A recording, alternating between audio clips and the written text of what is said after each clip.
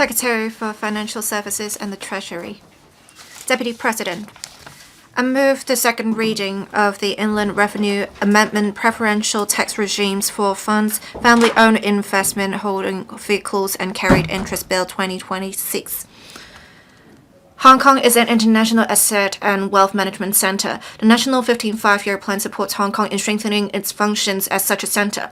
Hong Kong is currently Asia's largest hedge fund hub and has recently become the world's largest cross-border wealth management center, with an expected annual growth rate of 9%.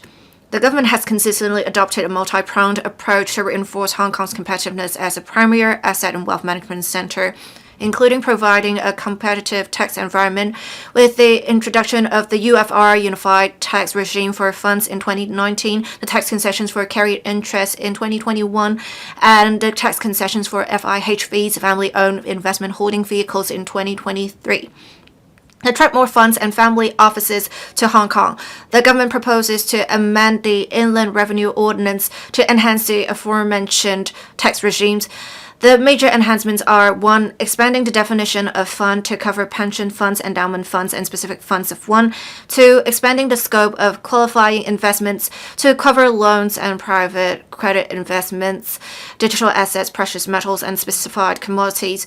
3. Removing the 5% threshold requirement on incidental transactions to facilitate funds and FIHVs in deriving profits through interest and dividend income. 4. Relaxing the tax exemption restrictions for special purpose entities and family-owned special purpose entities. And 5. Introducing a series of optimization measures for the tax regime for carried interest to align with the industry's practical operational arrangements and allow a wider range of funds to benefit from the regime. The bill will also introduce tax reporting and economic substance requirements under the UFR similar to those under the tax regime for FIHVs.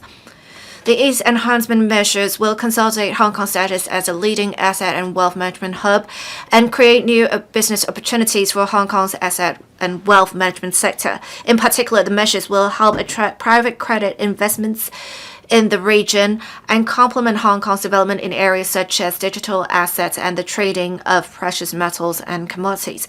Subject to the passage of the bill by the LegCo, the relevant measures will come into operation for the 2025-26 year of assessment. The proposals set out in the bill have taken into account feedback collected during earlier consultations with the industry. We also consulted the LegCo panel on financial affairs on proposals in March 2026. The industry and members of the LegCo panel generally supported the proposals.